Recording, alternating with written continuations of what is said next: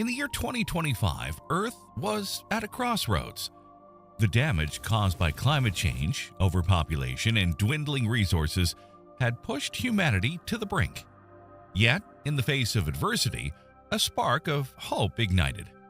The dream of traveling among the stars, once confined to the realm of science fiction, began to take shape as a tangible solution to ensure the survival of the human race.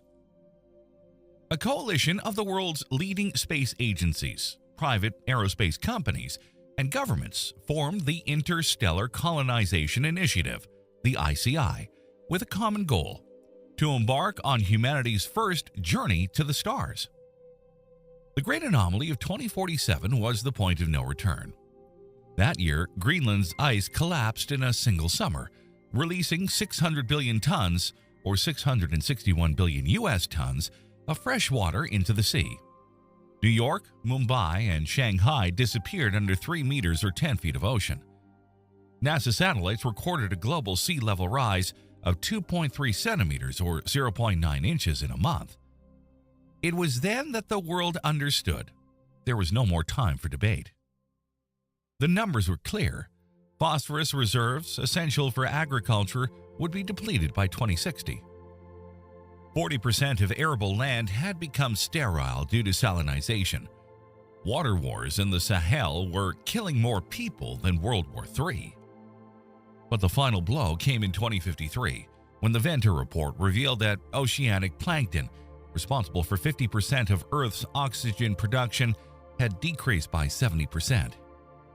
In 50 years, we'll have to take turns breathing, headlined the New York Times, and satire quickly turned into prophecy. Amidst all that chaos, there was an astronomer who had been working for years in a bunker, remotely analyzing data from the 39-meter or 128-foot extremely large telescope located in the Chilean Atacama Desert.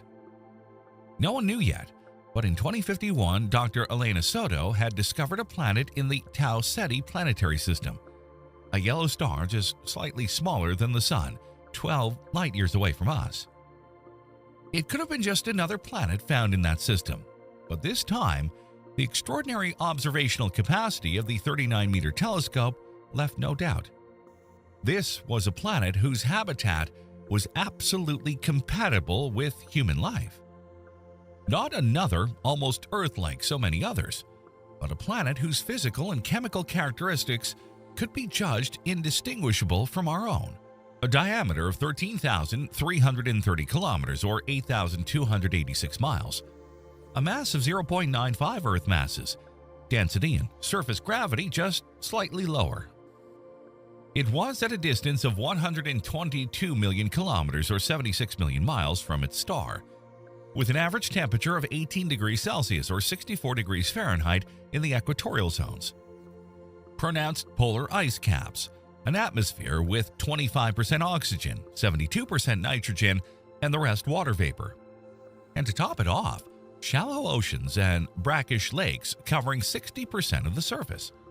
The dream of any astrobiologist. And this time, it wasn't a matter of debatable data or mere hypotheses. The 39-meter Chilean telescope, with all its light-gathering power and instrumentation, was telling us that this was absolutely real data.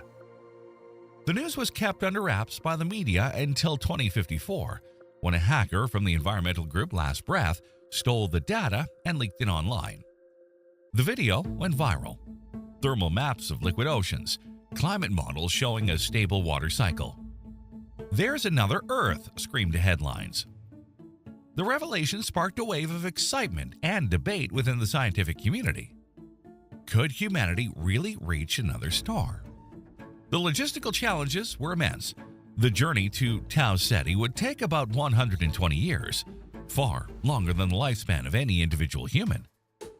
Consequently, the concept of a generation ship, a vessel that would host multiple generations of humans, became the focal point of the mission design. The birth of Interstellar Colonization Initiative. Governments tried to cover it all up, but it was too late. In April of 2055, a crowd of 2 million people marched on Geneva, where the G20 Climate Summit was being held. Among them was Amir Hussein, then a student of astrobiology. "We were no longer asking to save this Earth," he recalled years later. "We wanted a second chance." On June 12, 2055, under global pressure, the major powers signed the Tau Ceti Treaty. The Interstellar Colonization Initiative was born with an initial budget of $450 billion, funded by climate bonds, 35%, CO2 emission taxes on corporations at 50%, and private donations, 15%, including a record $20 billion contribution from Elon Musk Jr. But not everyone agreed. The Resistance movement, led by ecofeminist philosopher Aisha Ndoye, argued that the project was an escape for the elite. "Taking away 20,000 people out of 10 billion is a betrayal," she declared at the 2056 People Summit. "Better for all of us to die here in the cradle we've destroyed." But for many, like Javier Martinez, a Mexican agronomist whose village had been wiped out by a Category 7 hurricane, the choice was clear. "My grandfather used to grow corn where there is now the sea," he told the selection committee. "I will plant those seeds on another world. It's the only possible compensation." And that world was officially named Aurora. In this hysterical climate, science became a faith. The temples of the 21st century were cryogenic labs, preserving the DNA of millions of species. The priests were engineers like Marcus Lee, who designed generation ships while tormented by increasingly frequent power blackouts. "We'll build ships made of steel and hope. True Arks," he promised in a hologram speech on what was left of the internet. When the first prototype antimatter engine passed tests at Fermilab in Batavia, Illinois in 2057, the crowd that had gathered from Chicago waiting for the big news burst into tears and cheers. They weren't tears of joy, but of relief. For the first time in decades, there was hope of leaving the planet. What the crowd didn't know yet was that only 1 in 500,000 Earth inhabitants would have the honor and relief of boarding the ships. To be honest, winning the national lottery would have been easier. Generation ships, an ark for humanity. Designing the generation ships, named Ark 1 and Ark 2, was a monumental engineering challenge. These vessels had to be completely self-sufficient, capable of supporting human life for at least 2 centuries without resupply. Each ship would host 10,000 individuals, selected through a rigorous process to ensure genetic diversity and the necessary skills to build a new society on exoplanets. The ships were designed as rotating cylinders, creating artificial gravity through centrifugal force. This design minimized the negative effects of prolonged weightlessness. Each cylinder had a diameter of 500 meters or 1,640 feet and a length of 3 kilometers, 1.86 miles, with a total internal surface area of about 4.7 million square meters or 50.6 million square feet. The internal surfaces of the cylinders were lined with living quarters, agricultural areas, water treatment facilities, and recreational spaces. Advanced life support systems recycled air and water, while hydroponic farms provided a continuous supply of fresh food. The hydroponic greenhouses were designed to produce a variety of crops, including vegetables, fruits, and grains, sufficient to sustain a balanced diet for the crew.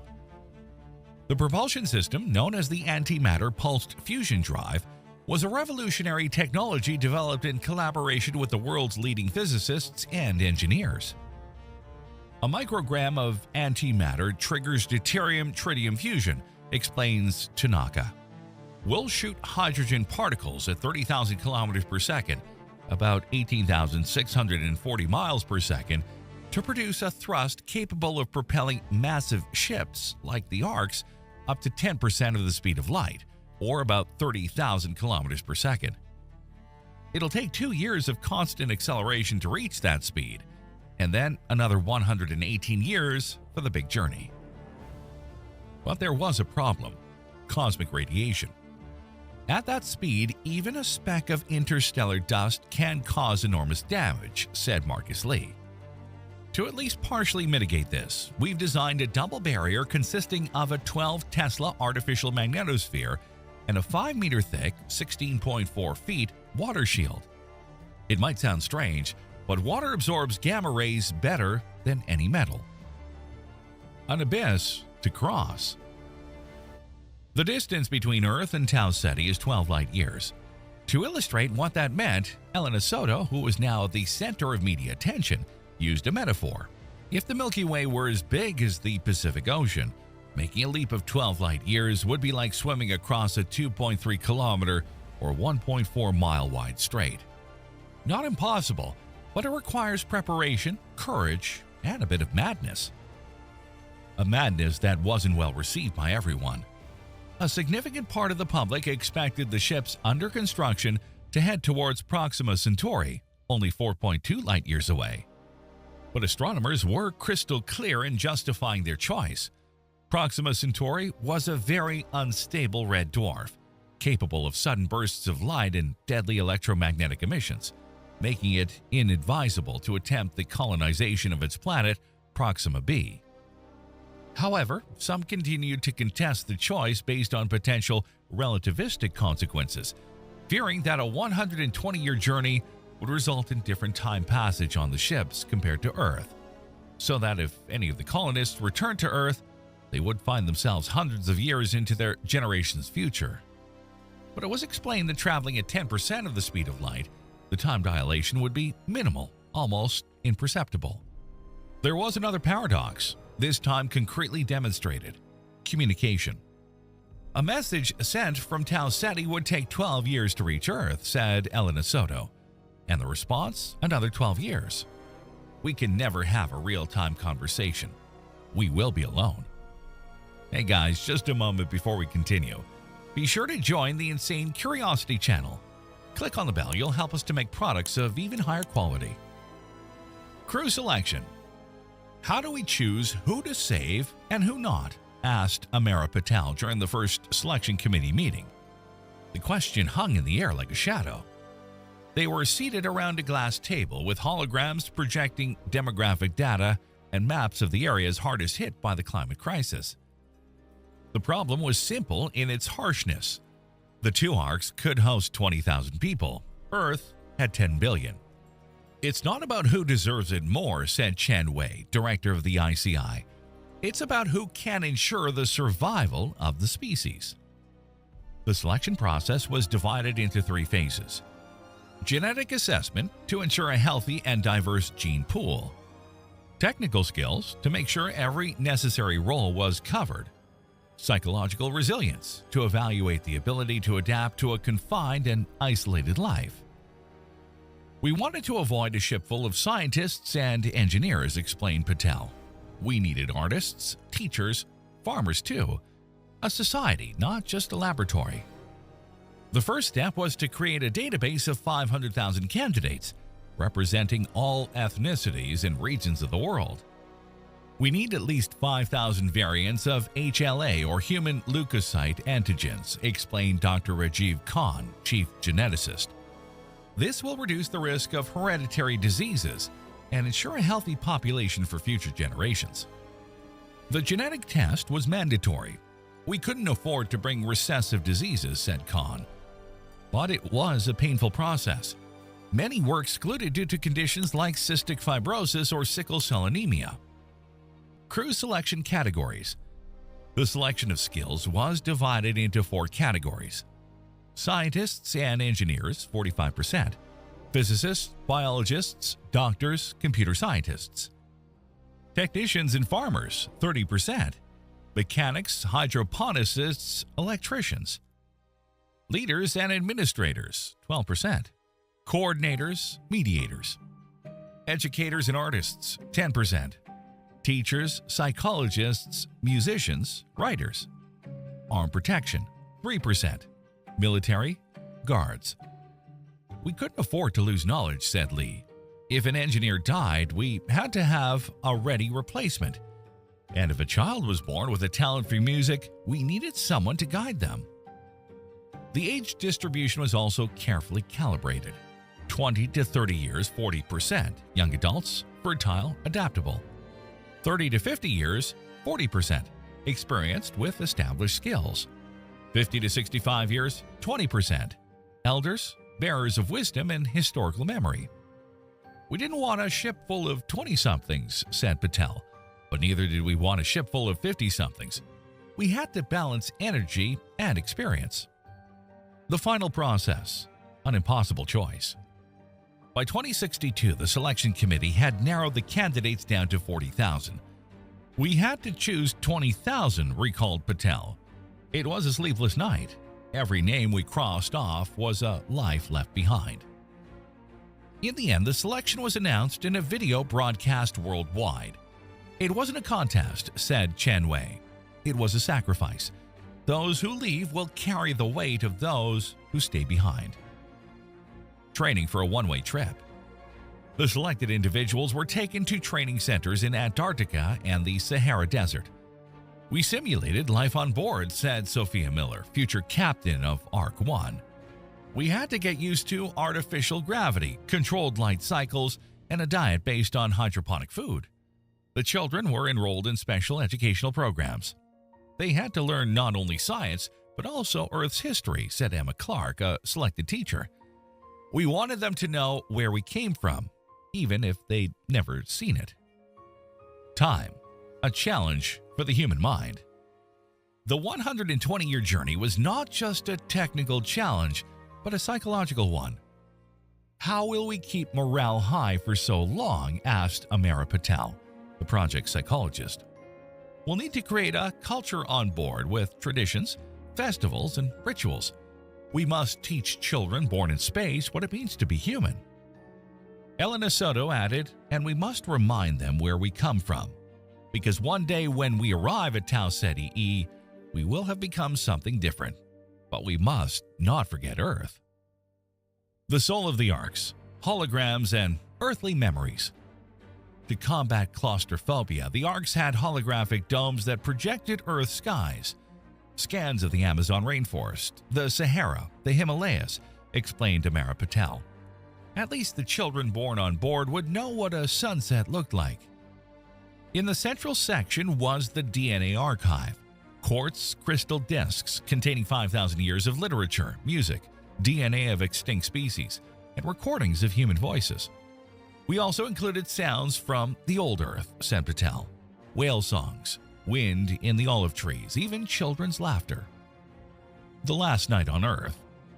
On the eve of departure, the selected individuals were gathered for a ceremony at the orbital shipyard. They told us we were the custodians of the species, recalled Javier Martinez, but I could only think of my mother, whom I would never see again. Amara Pavl closed her journal with a reflection. We chose 20,000 people to save 10 billion. Maybe it was selfish, maybe it was necessary, but one thing is certain, we will never be the same again. The birth of the Arks. Building the Arks in space was the only option. Lifting 2.5 million tons or 2.76 million US tons of materials from Earth would have been impossible, explained Marcus Lee during a meeting. We'll use near-Earth asteroids for 70% of the materials. The rest will come from the moon. The Alpha Orbital Shipyard was established at an altitude of 400 kilometers, or 249 miles, connected to the International Space Station 3, the ISS-3, which had been converted into the headquarters. Astronauts called it the Raven's Nest because of its black and angular structures. It looks like a metal spider weaving its web, wrote Li Wei, an onboard engineer in his journal. The Arks were essentially modified O'Neill cylinders, 3,000 meters or 1.86 miles long and 500 meters, 1,640 feet wide, with a habitable surface area of 4.7 million square meters, or 50.6 million square feet, and a mass of 2.5 million tons, 2.76 million US tons each. According to the plan, the structure would rotate at 2 revolutions per minute to simulate 1 g of gravity. We optimized the speed to reduce Coriolis-forced nausea, explained Lee. If we exceeded 2 RPM, you would vomit while walking. However, only the central belt was supposed to rotate at 2 RPM, creating comfortable gravity. Toward the outer sections, the cylinder's rotation became too high for a human, and only robots could operate in those areas, where the metal vibrated like a violin string. In practice, concentric sections of the ship were planned with different speeds. The living areas rotated more slowly, while the industrial zones, less sensitive, rotated faster. The shipyard workforce consisted of 5,000 astronauts and 10,000 robots. The robots did 90% of the heavy lifting, explained Li Wei. But for critical connections, we needed human hands. We had to assemble the watertight joints millimeter by millimeter, with our gloves freezing at minus 150 degrees Celsius or minus 238 degrees Fahrenheit. 40% of the steel needed came from the asteroid 2016 HO3, extracted by crab-shaped mining robots. It was rich in iron and nickel, but we had to purify it in space, recounted Sophia Miller, head of the orbital foundry. We used solar furnaces, mirrors that concentrated light into a melting chamber, reaching 3,000 degrees Celsius or 5,432 degrees Fahrenheit. The rest was lunar aluminum, light and strong. The Tycho base on the moon became a bustling city, wrote Li Wei. At night, we saw rockets loaded with metal taking off like fireflies toward the shipyard. But a ship is not just made of metal. The shell is there to protect a closed ecosystem, a real miniature planet. So hydroponic greenhouses covering 30% of the internal surface were set up. We selected 120 plant species, said Javier Martinez, the ship's agronomist. Genetically modified dwarf wheat, fast-growing potatoes, spirulina algae for protein. Every square meter produces 20 kilograms or 44 pounds of food per year. The recycling systems were a masterpiece of engineering. Chlorella algae in bioreactors converted CO2 into oxygen, balanced by emergency electrolyzers. Organic waste was composted in anaerobic digesters to produce methane, used as secondary fuel. The heart of the Arks was the antimatter-pulsed fusion drive, an 800-meter or 2,625 feet long beast attached to the stern of the Arks. It looks like a metal flower, wrote Akira Tanaka in his technical journal. Each pedal is an acceleration nozzle where hydrogen particles are fired at 30,000 kilometers per second, or 18,640 miles per second. The fuel was stored in 20 magnetic crypts, 10 tons, 11 U.S. tons of inverse hydrogen, 10 to the power of 24 antiprotons, produced over 30 years at CERN and Fermilab, plus 500 tons or 551 U.S. tons of deuterium-tritium fusion fuel, sufficient for 150 years of operations. Even if one crypt failed, said Tanaka, the explosion would vaporize the Ark in a nanosecond. That's why we have 3 redundancy systems: confinement lasers, magnetic fields, and superfluid helium coolants. The launch. Farewell to the Cradle. The day of departure was a moment of global unity and celebration. Captain Sophia Miller, before boarding, left a message in the ISS-3 time capsule. Building these ships taught us one thing: even in darkness, humanity can light flames that last centuries. Now we take that flame to the stars. On June 12, 2065, Ark 1 and Ark 2, shining beacons of hope, left Earth's orbit forever. The slow operation was followed by billions of people around the world, who watched with awe and emotion as humanity took its first steps towards the stars. The blue flame of antimatter lit up the orbit like a second sun. The journey began with a series of engine ignitions that gradually increased the ship's speed to the set limit, a process that took several weeks of constant acceleration to minimize the effects on the crew, and ended just before passing Neptune's orbit. From there, the door to the stars opened. Time and space. Time in space is an illusion.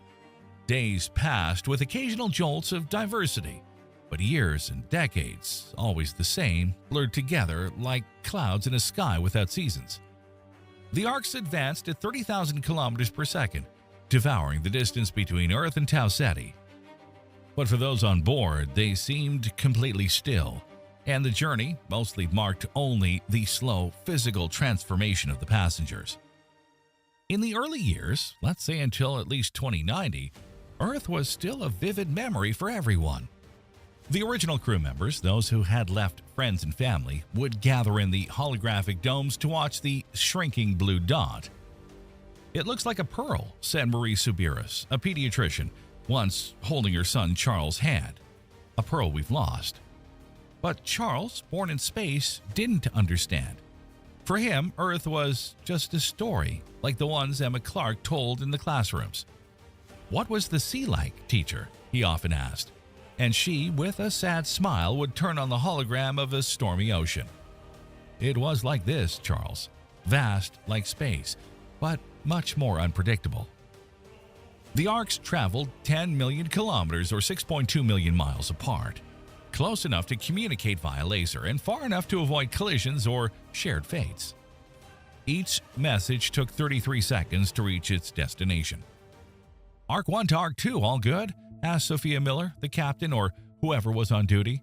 And 66 seconds later, the response came. "All good, Ark 1, continuing." Meanwhile, the hydroponic greenhouses thrived. Javier Martinez, the agronomist, taught the children how to grow potatoes and strawberries. "This is our food," he said. "It doesn't come from Earth, it comes from our hands." But some, like Lyra Voss, an engineer from G2, the second generation, were not satisfied. "We can go faster," she insisted. "We have enough antimatter." The council refused, but the discontent remained. In 2120, Sophia Miller died. She was 92, and her funeral was a silent ceremony. Her body, wrapped in a flag with the words, "Bearer of Light," was shot into the void. "Goodbye, Captain," whispered Li Wei, her old engineer friend. "Now we're alone." And then in 2129, halfway between the past and the future, came the void syndrome.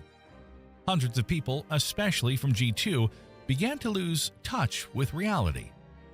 "There's nothing out there," they murmured, "only void."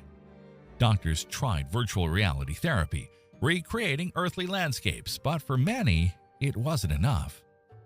Births and deaths continued. The children of G3, the third generation, didn't understand why their grandparents still looked at star maps. "Earth is far," they said. "This ship is our home." But something was going wrong during those days. It was November 7th, 2132, when Ark 2 stopped responding to messages. The first day of silence was treated as an inconvenience. "Ark 2, you're late for check-in," said Captain Elena Soto, as the communications officer repeated the call. 66 seconds later, no response. 66 seconds of void that first became minutes, then hours. What arrived punctually, however, was an unexpected neutrino wave, the origin of which the onboard computers quickly located at the position occupied by Ark 2 at the time of the last signal. The news spread like a virus.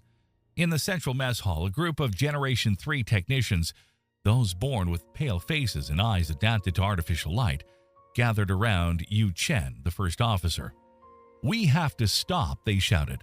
"There might be survivors in the emergency modules." Captain Soto responded with the numbers. "We're at 0.1 C. To stop, reverse thrust, and go back would take at least 2 years. And even then, we'd find debris scattered over millions of kilometers. It would be an impossible search." But the insurgents didn't accept the logic. "They're our brothers. We can't abandon them like we did with Earth." In the following days, they sabotaged the agricultural ducts and blocked access to the engine room. The ship was a frenzied hive. In the command module, Soto consulted the data with Elena Voss. "If we divert for a search," Elena explained, "we'll consume 7% of the fuel. We might not have enough to stop at Tau Ceti." The next day, Soto called for a general assembly in the central atrium. 2,000 faces, G4 youths with star tattoos, G1 elders with radiation scars, stared at him as he spoke. Choose, go back to search for Ark 2 and risk all of our lives, or continue towards home. Out of 6,776 eligible voters, 73% voted to continue. That night, someone wrote on the walls of a corridor, "We betrayed Earth again." That was undoubtedly the darkest period of the entire journey. From then on, tensions and animosities faded, as if that halved community had resigned itself to an apathetic and hopeless existence. From a proud interstellar ship, Ark 1 had suddenly transformed into a lifeboat for castaways.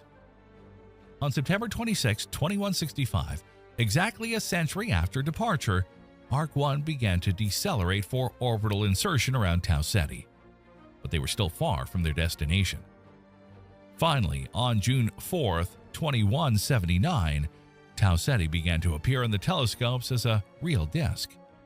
A yellow star not unlike the Sun. "We're here," Hans Soto whispered. Finally. Driven by a moment of somber reflection, he reread his last logbook entry, a brief census to focus on the human forces still in play aboard the ship. "We're 9,887, a number that burns more than cosmic radiation. Generation 1, who left Earth, extinct. Generation 2, born in the first 30 years of the journey, 1,200 members. Dull eyes, bones weakened by artificial gravity.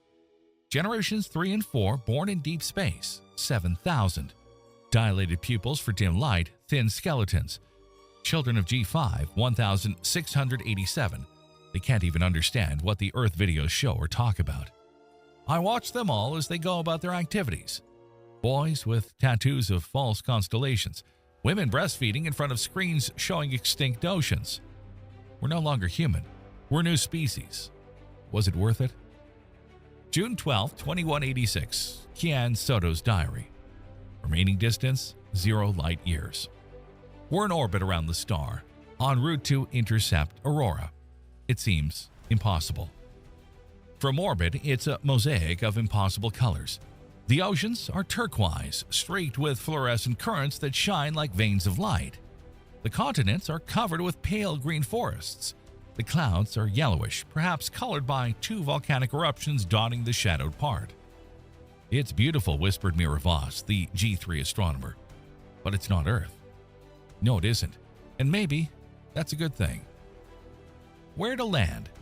June 14th, 2186. Council recording. We spent 2 days scanning the surface with telescopes and drones. 3 sites emerged as candidates, but almost unanimously the Council chose the eastern coast of a continent shaped by vast plains and a strip of land between ocean and mountains, with open waters and signs of geothermal activity. The Shuttle Swarm. June 24th, 2186. Hans Soto's diary. Today's the day. The shuttles are ready. 300 small jewels of metal and glass. Each one carries 30 people, plus the initial equipment. There's a lot of order, a lot of silence. People bored with a grim expression. Many children are crying. The shuttles detached from the Ark like seeds in the wind, descending in line following the trajectory set by the computers. The first ones dove into the atmosphere and immediately disappeared from view. Then, from the Ark's bridge still in orbit, not a single one was seen again.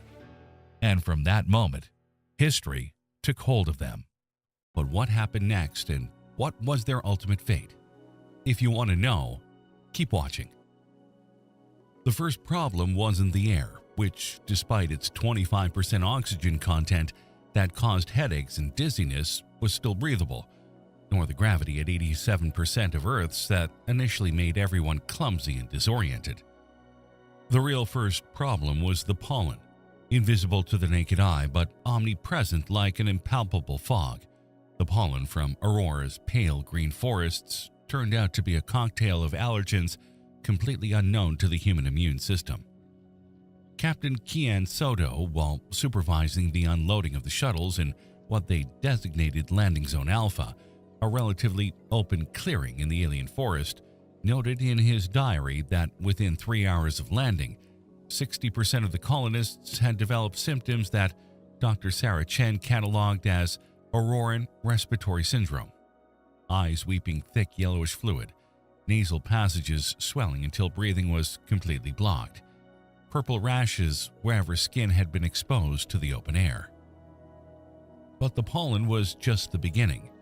David Park, the mission's chief botanist, was the first to directly touch the local vegetation, what from orbit had looked like harmless pale green moss. Within 30 seconds, his hand was covered in pulsing blisters. Within 5 minutes, his entire arm had swollen to twice its normal size, the skin taking on a bluish coloration that would take weeks to fade.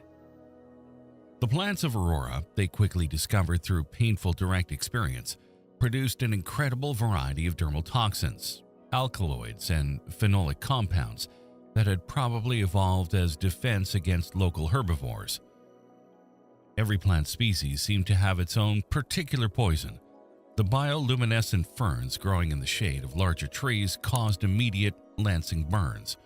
The spiral-leafed vines induced delayed dermatitis that appeared days later with unbearable itching, while contact with the bark of the dominant trees, towering up to 80 meters with copper-colored trunks, caused temporary local paralysis that could last hours.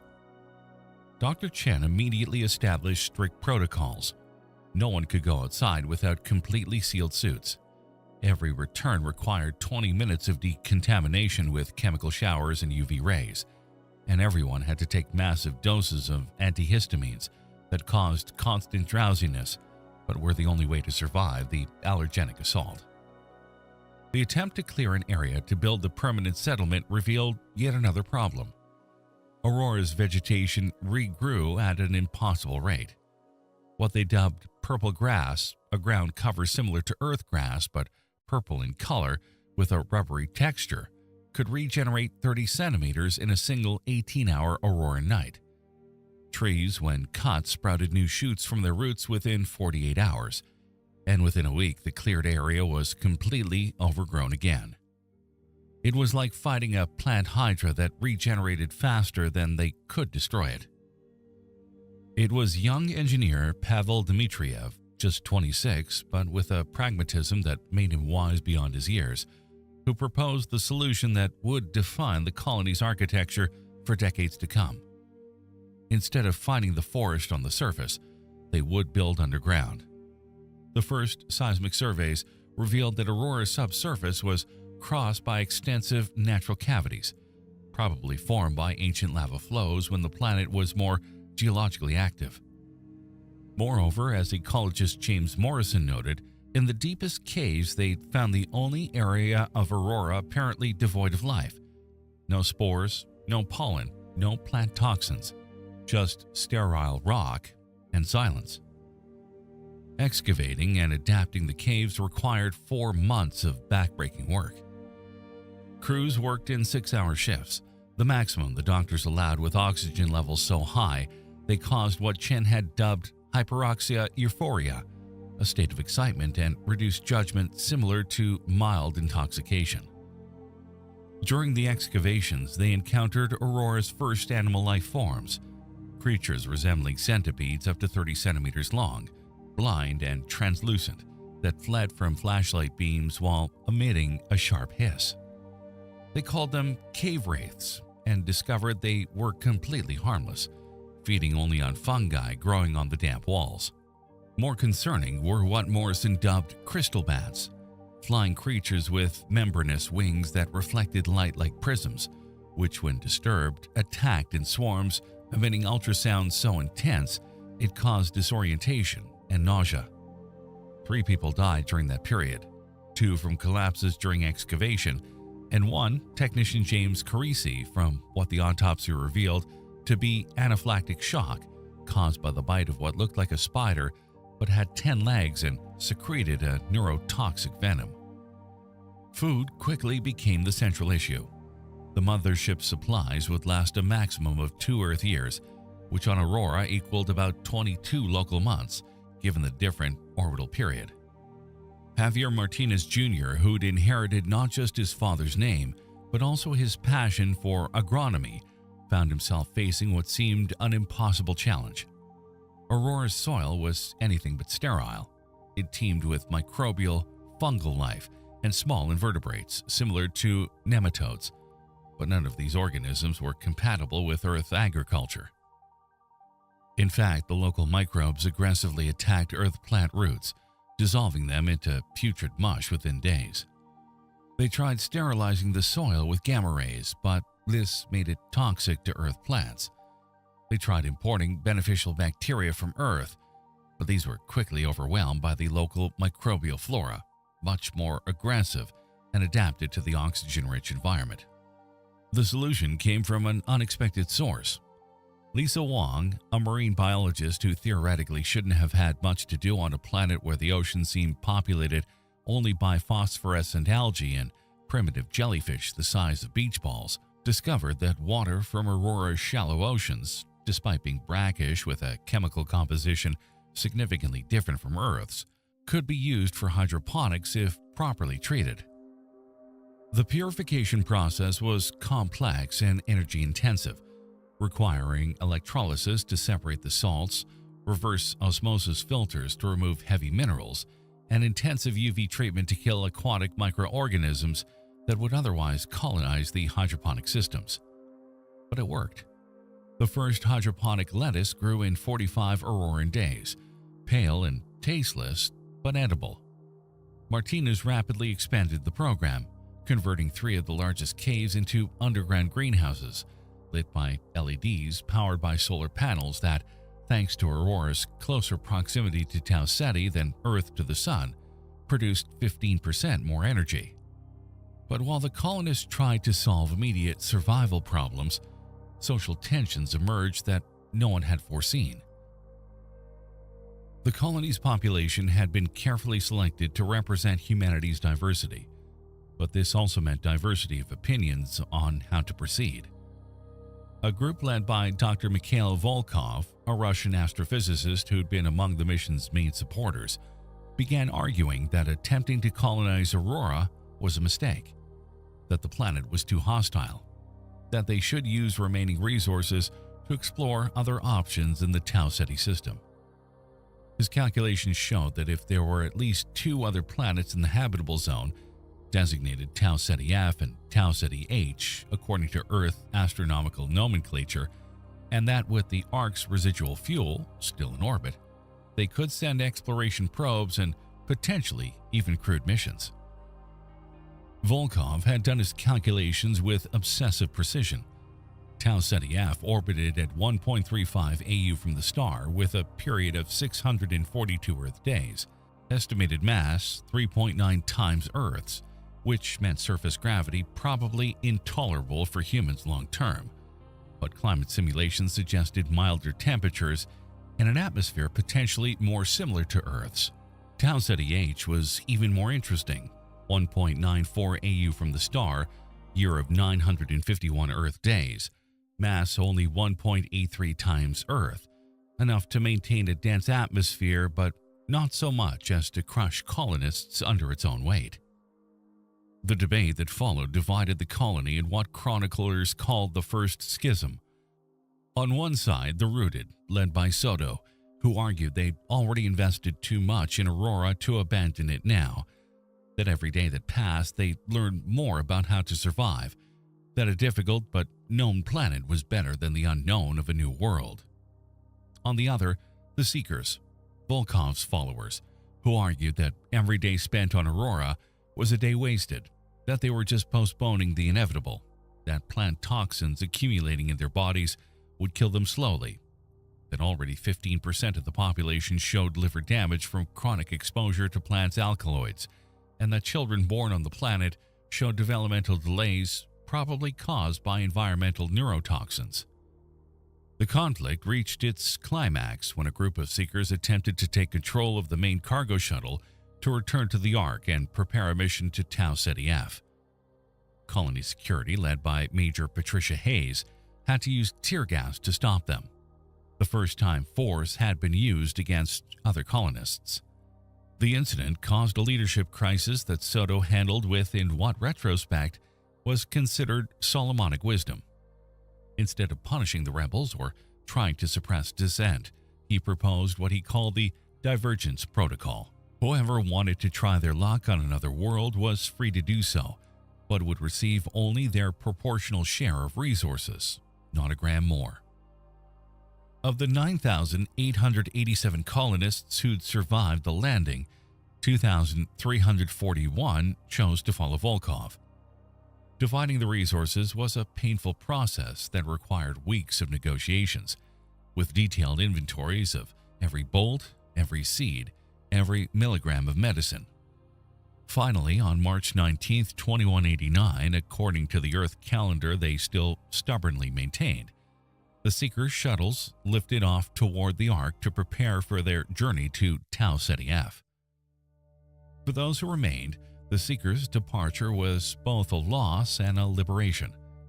They lost a quarter of the population, including some of the most qualified specialists, but they also eliminated the main source of internal conflict.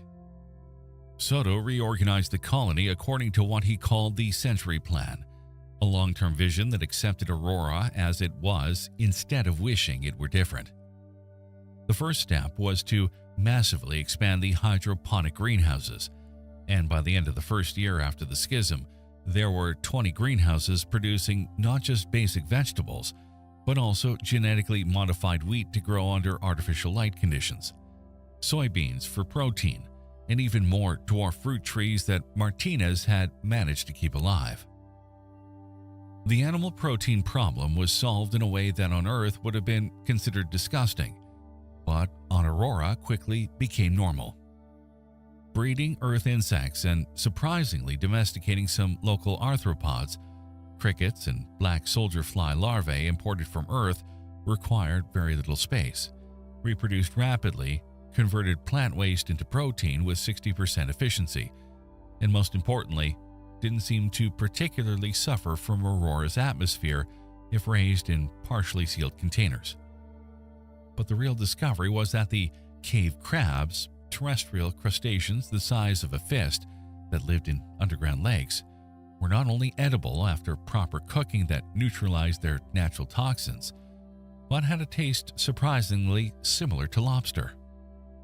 Farming these crustaceans became one of Aurora's first real food industries, with tanks carved into rock where they were fed plant waste from the hydroponic greenhouses. The second generation, those born on the planet in the first 5 years, showed physical adaptations that doctors documented with scientific method and parental concern. The kids averaged 10 centimeters taller than their parents, an effect of reduced gravity on bone development. Their lungs were 20% larger with greater alveolar density, an adaptation to the oxygen-rich atmosphere. But the most interesting adaptation was psychological. These children didn't suffer from the claustrophobia that affected many adults forced to live underground. For them, the caves were home. Aurora's reddish sky with its 3 moons was normal. The metallic taste of recycled water was simply how water was supposed to taste. Hey Curious Squad, before moving on, be sure to subscribe to our channel, clicking on the notification bell, and leave us a thumbs up so you don't miss out on our daily videos. In year 2195, 6 years after their departure, a message arrived from the Seekers. They'd landed on Tau Ceti F, and the news wasn't good. The planet did have an atmosphere, but it was 60% carbon dioxide with traces of methane and ammonia, completely unbreathable. The gravity, 1.7 times Earth's, caused immediate cardiac problems and debilitating joint pain. Worse still, the planet was extremely geologically active, with volcanoes continuously erupting ash into the atmosphere, creating a runaway greenhouse effect with surface temperatures reaching 90 degrees Celsius at the equator. Volkov, in his last message before communications cut off, admitted his mistake. Aurora was difficult, but Tau Ceti F is impossible. We'll attempt to reach Tau Ceti H with remaining fuel. If you don't hear from us within 2 years, consider us lost. News of the Seekers' failure had a paradoxical effect on Aurora's colony. Instead of demoralizing them, it united them. There were no more doubts, no more alternatives. Aurora was home, and they had to make it work. Martinez, who'd meanwhile become the unofficial leader of the agricultural sector, proposed an ambitious project, gradually terraforming small sections of Aurora, not the entire planet, which would be impossible, but small sealed valleys where they would create Earth microclimates. The project required enormous resources and probably generations to complete, but it gave the colony a long-term purpose, something to work toward beyond mere survival. The first attempt at what they called Project Eden was an educational disaster. Having chosen a 5-kilometer diameter crater with naturally high walls that could be sealed, they spent 2 years building a geodesic dome of transparent polymers reinforced with carbon fiber. On Inauguration Day, when they released the Earth atmosphere they patiently produced and stored, the dome lasted exactly 14 hours before the surrounding vegetation, stimulated by the sudden atmospheric change, launched billions of spores that clogged the filters, while underground roots, attracted by the moisture, penetrated the foundations with force that shattered concrete like paper. The lesson was clear. They couldn't fight Aurora's nature. They had to work with it, not against it. The second attempt was more modest and more successful. Instead of sealing a crater from above, they dug horizontal galleries into a rock face, creating a series of artificially lit internal terraces where they could completely control the environment. It wasn't the earthly paradise some dreamed of, but it was green, it was alive, and most importantly, it was theirs. Colony children played there. Adults went there to relax. Couples went there to get married. It became the colony's symbolic heart, proof they could not only survive, but create beauty in that alien world. As the colony grew and stabilized, new social dynamics emerged. The quasi-military hierarchical structure that made sense during the voyage and first years of colonization was beginning to break down. Young people born on Aurora didn't understand why they had to obey rules established for a spaceship they'd never seen. The census of 2200, 15 years after landing, showed a population of 11,432 people, with 3,891 born on Aurora. The birth rate exceeded the death rate for the first time since departure from Earth, a sign the colony was finally thriving. But it also showed worrying divisions. Essentially, 3 classes had formed: the founders, who'd arrived from Earth and held most positions of power; the transitionals, born during the voyage or in Aurora's first years, who felt suspended between 2 worlds; and the natives, born and raised on Aurora, who were beginning to see the founders as relics of an irrelevant past. It was a native, Maria Santos Chen, born in 2189 to second-generation parents, who catalyzed what historians call the Silent Revolution. At 16 Auroran years, equivalent to about 14 Earth years, she led what began as a student protest against the requirement to study Earth history and geography instead of focusing on subjects more practical for life on Aurora. The protest quickly expanded into a broader movement, demanding proportional representation on the Colony Council for those born on Aurora, revision of educational curricula, and above all, the right to make decisions about the colony's future without being bound by what they called Earth's ghost. Soto, now 80 and visibly worn from years of leadership in extreme conditions, handled the crisis with what was later recognized as his last great statesman-like decision. Instead of suppressing the movement or making symbolic concessions, he proposed a complete restructuring of colonial government. The new system, ratified in 2201, divided power between a Senate of Founders, which maintained control over technical matters and preservation of Earth knowledge, and an Auroran Assembly, democratically elected among all residents, which had authority over daily matters and future planning. It wasn't perfect, and there would be conflicts for years, but it avoided a violent rupture that could have destroyed the colony. Meanwhile, Aurora's exploration continued to reveal surprises.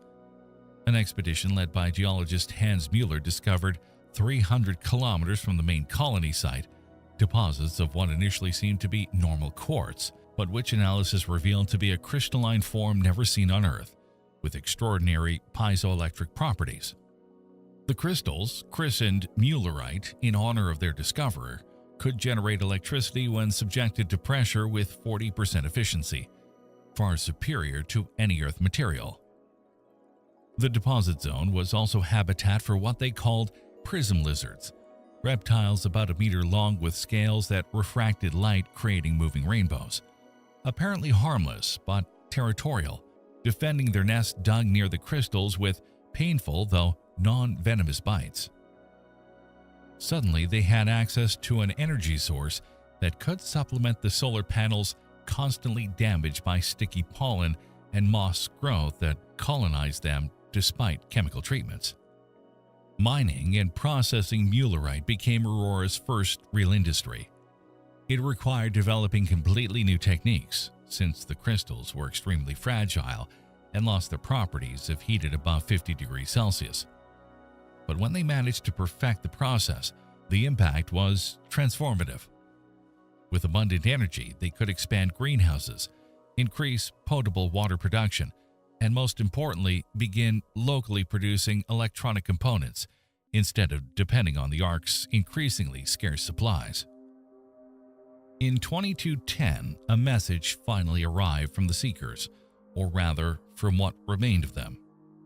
Only 441 of the original 2,341 had survived the journey to Tau Ceti H, and what they found was, in the words of the expedition's new leader after Volkov's death, a frozen paradise. The planet had abundant water, an atmosphere with 18% oxygen, temperatures that reached -5 degrees Celsius at the equator on the warmest days. Technically habitable, but at the extreme limit. They were surviving, barely, in heated domes, but the message was clear. There was no future there. They requested permission to return to Aurora. The debate over whether to allow the Seekers' return was the most heated since the Silent Revolution. The natives were generally opposed, seeing them as traitors who had abandoned the colony in its time of need and now wanted to return only because they failed. The founders were divided.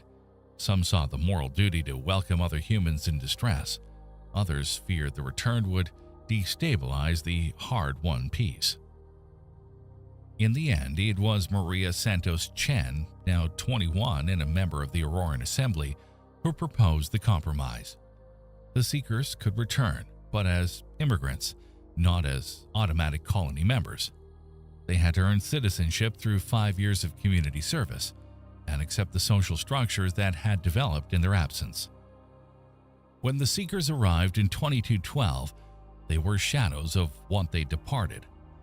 Tau Ceti H's gravity, 1.3 times Earth's, had caused chronic cardiovascular problems.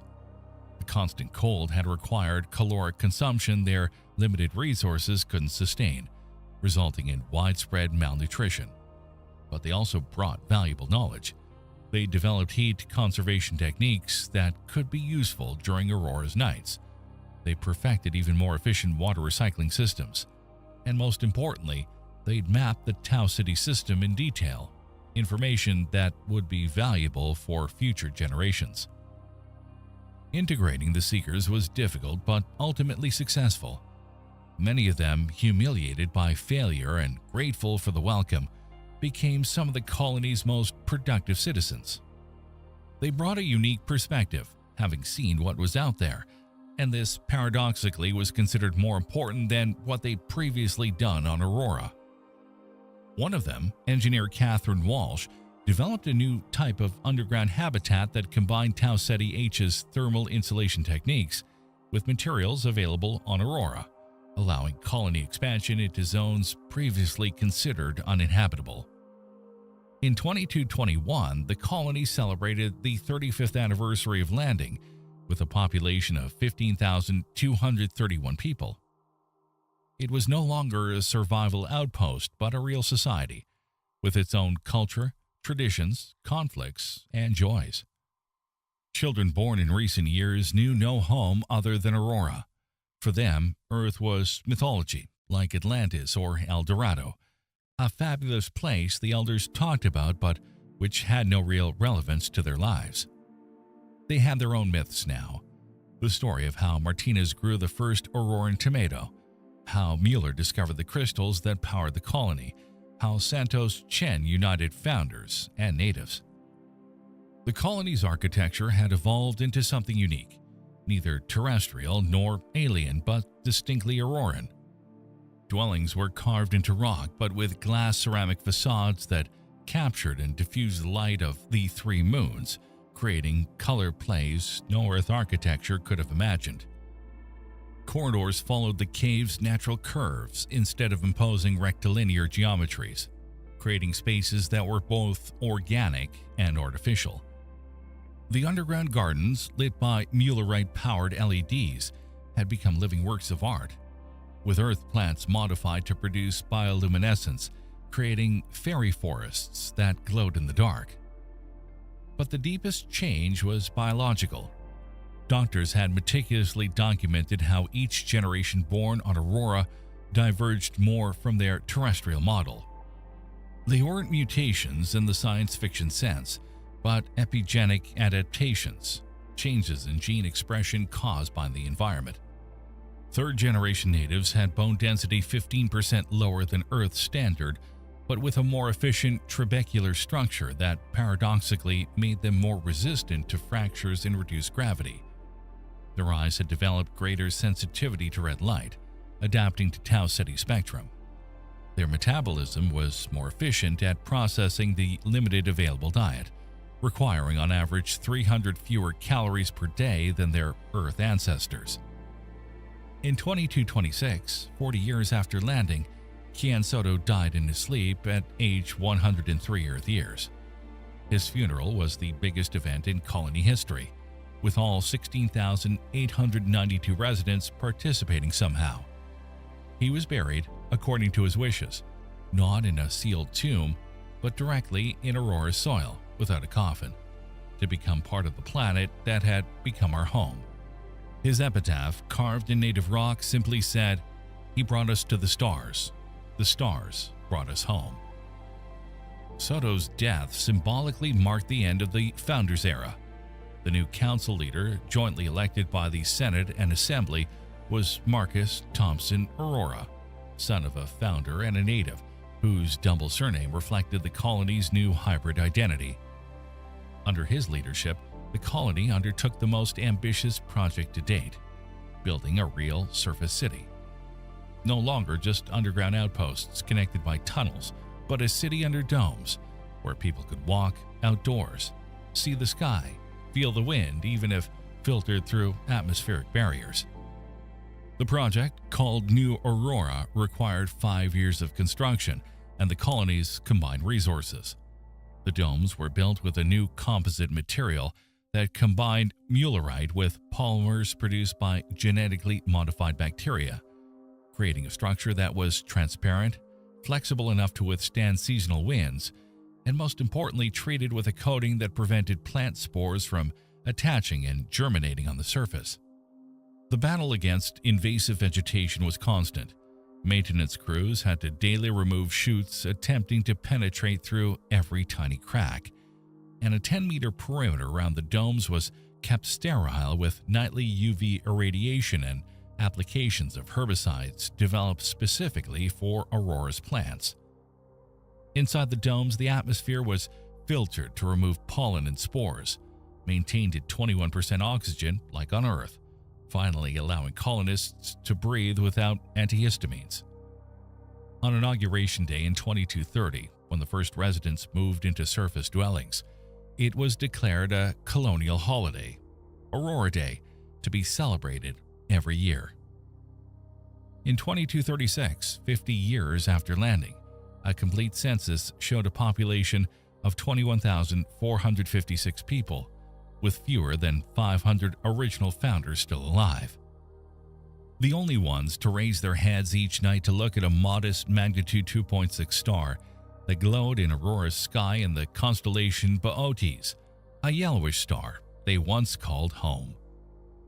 Okay guys, is there anything you don't understand about what we've told you? If so, let us know in the comments.